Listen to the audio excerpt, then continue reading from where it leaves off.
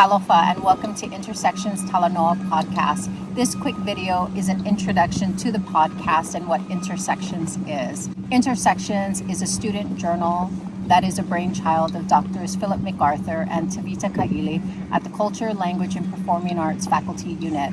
They had this really wacky idea that they wanted to create a journal that would publish the students here at BYU Hawaii with their rigorous and original scholarship and research. So I was hired. I'm the editor of Intersections Journal, and the full name is actually Intersections Journal of Asian Pacific Undergraduate Research. The journal goes hand in hand with the undergraduate research conference in which we are partners. Our phenomenal partners that have created a very solid support system for students that are going through the publication process is the Reading and Writing Lab with the coordinator, Janae Sika, as well as the library with Pacific Island Studies room librarian, Zoya Falevai. With these incredible partnerships, we have been able to create a systemic structure to help students in the publication process with research as well as style guide help with tutors that are also BYU Hawaii students. So Intersections Journal is going to be published every year, and it's funded by Napella Publications that also funds the Pacific Studies Journal, an international peer-reviewed journal, as well as numerous books that have been written by faculty right here at BYU Hawaii. And welcome to the Reading and Writing Lab. This is our famous Janae Sika. She is the coordinator for the Reading and Writing Lab, and she is with the Reading and Writing Lab, our partner. And this is her fantastical office, and this is her. And what we like to do right now. Hello, my name is Natalia Andrade. I work here at the Reading Writing Lab, and I have been one of the tutors helping some students in the Intersections program. One thing we've been going over is organizing their details to make sure their paper flows correctly and is effective in what they're trying to research. And yeah, come to the Reading Writing Lab and mahalo.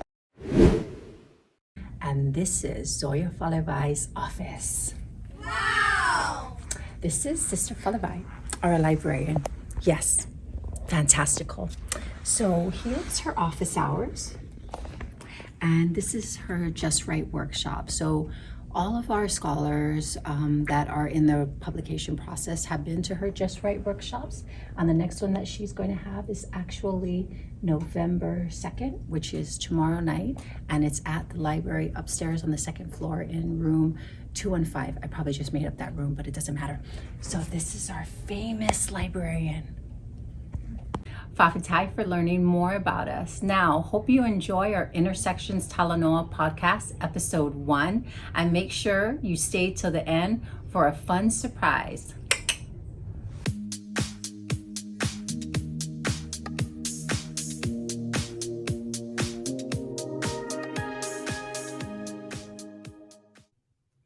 Talofa, afiomai, and welcome to Intersections Talanoa.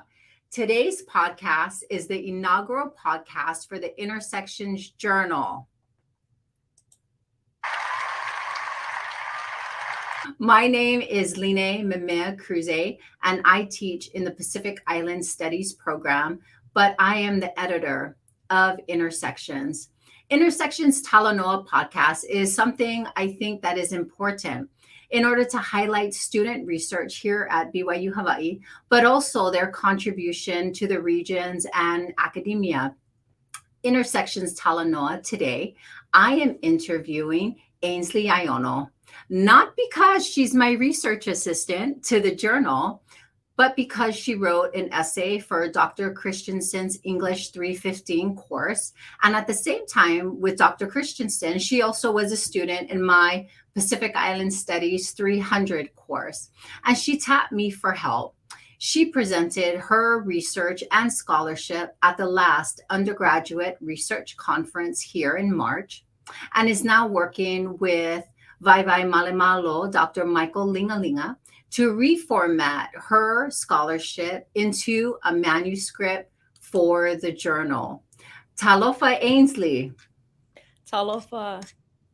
Ainsley is a senior graduating winter of 2022 in Pacific Island Studies. Yay! She is also minoring in political science, cultural anthropology, and social work. Such an overachiever. She hails from Las Vegas, Nevada. She loves music and she also plays the piano and guitar. Ainsley, to keep up with this engaging podcast that the millions, perhaps one, is watching, I would like you today to rap your name. Okay, can I get like a beat or something, or I just You want a beat? I'm with you. I'm with you. Okay. Hold the moment. Hold the phone. Okay, let's go. A to the I to the S. Yeah, Ley, and then it keeps going actually, but Okay, yeah, should we do the last name? A to the I to the O-N. Yeah. And then there's like a lot more verses, but we probably don't have time for all of that. Yeah. We don't. But Yeah, I yeah, do that's want to okay. say impressive job. Malolava Simon Cowell would bow down to you. So, okay, your research topic is about American Samoa. So I guess I'll begin. Do you have any connections to American Samoa? Yeah, so my grandfather, he's actually from Upolu, but his mother is from American Samoa. So my grandma Mua Ulungaono is from Waitongi, and so the western part of Tutuila. So that's where my family's from. Very nice. We actually used to live in Waitongi. It's very beautiful. Oh, Love the village. Which, by the way, a funny story about Waitongi. Once a year in the village of Waitongi, they have a saw. And when the bells ring, you cannot drive in or out. So if you get caught after the saw and your vehicle is outside, guess what? You sleep in your vehicle that night. Just a little bit of fun village fact. So, Ainsley, tell me, why did you choose to write your research about American Samoa's political status? yeah. So the idea originally came up in a brainstorm with Dr. Christensen, actually, when we were talking about ideas for a paper for her class, actually. So I actually used the paper to double it for my English 315 class and for the undergraduate research conference last winter semester.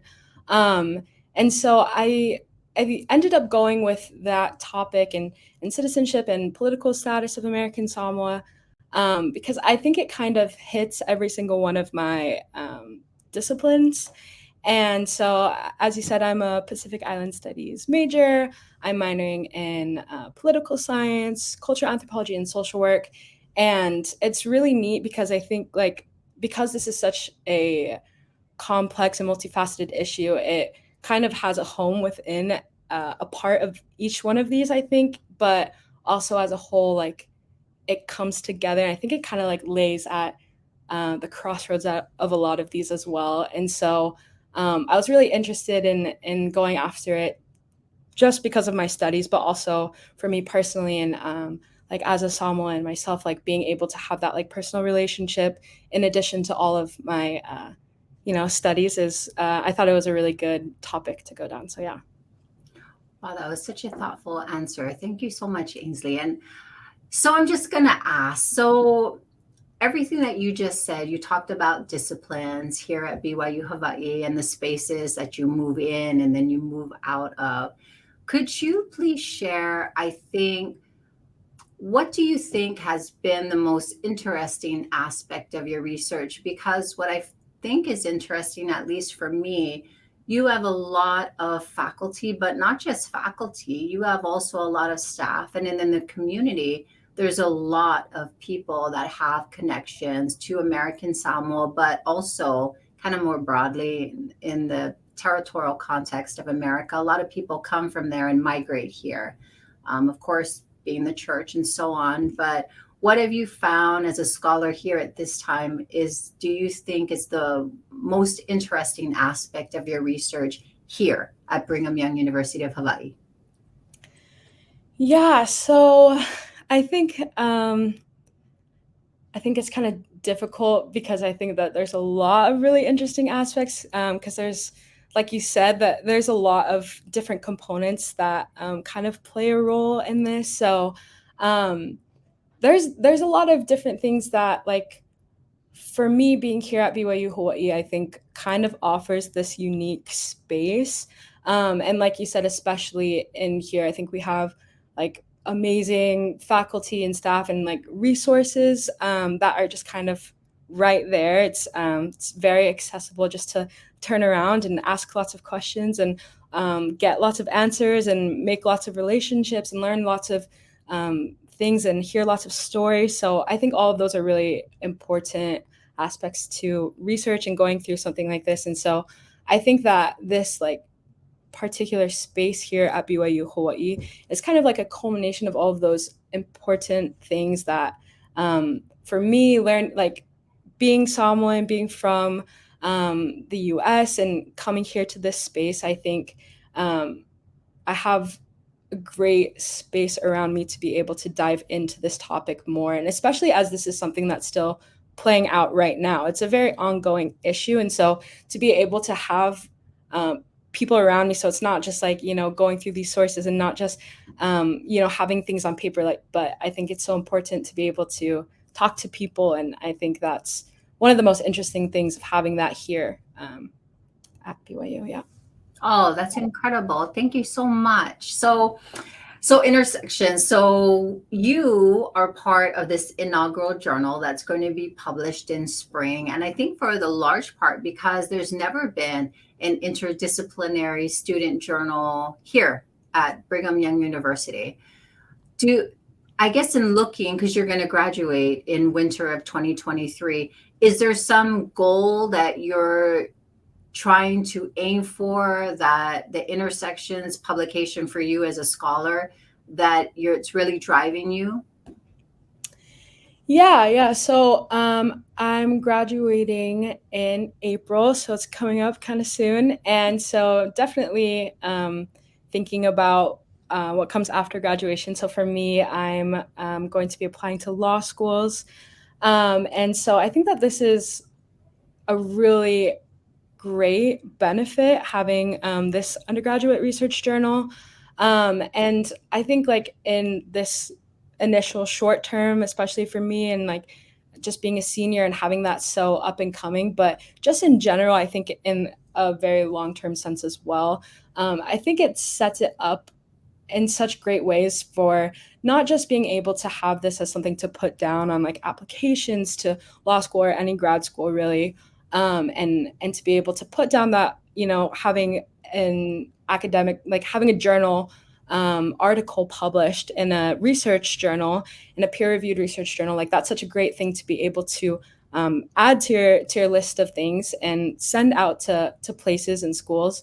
But also I think too, just like gaining this experience is a really, really great thing at this point right now. And that's something that, we've talked about, and I think is a main goal of the journal too, is just to offer this opportunity to get this experience at this time for students.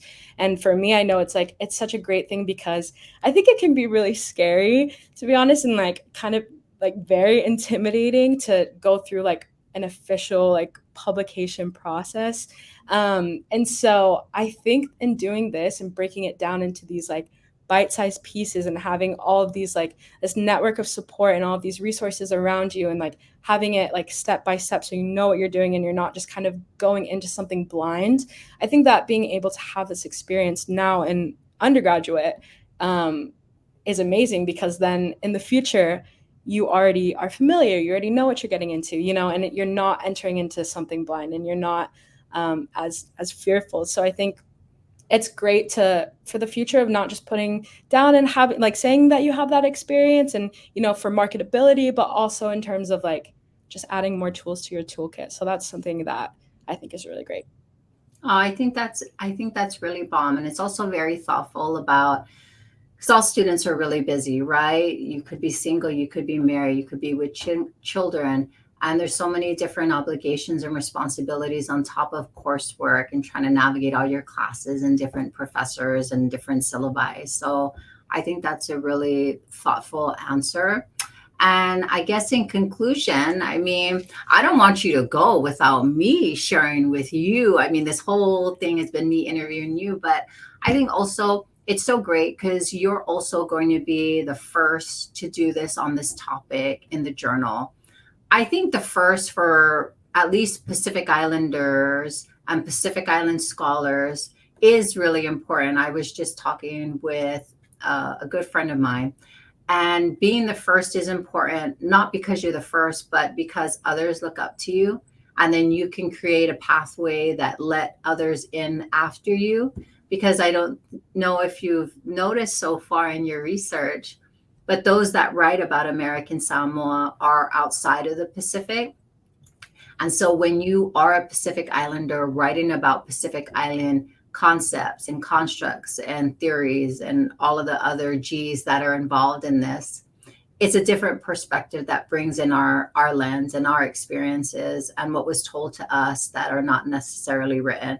And I think that's what's bomb about you, is that you're going to enter this space. You'll be the first. And then as freshmen come in and they'll see your name in the journal and they'll say, there have been other female scholars that have come before that did the hard thing, and then look at that wonderful thing, right? Right? Yeah. No, thank you. I think that's really great. And I think, just having someone to be able to relate to. And I know for me that a lot of things that I am interested in and get to do and further explore and things are things that like I didn't even know existed a couple years ago. So I completely agree. And I think, I think it's a great thing. And I think it'll generate a lot of positive things. Yeah. Good. Well, so our podcast is just about over. Is there something else that you'd like to wrap before we close? Too many to choose from, so I'll have to pass at this time. But okay, yeah, great. but thank you. Yes. Well, I'm so glad that you could come on Intersections Talanoa. And until next time, we will be having another student scholar that has done phenomenal, rigorous research, and we will be interviewing them next week. So until further ado, we will see you in the Coconut Wireless. Tofa so hua. Thank you. Wait. Go. Got one. Go. Yeah. Go.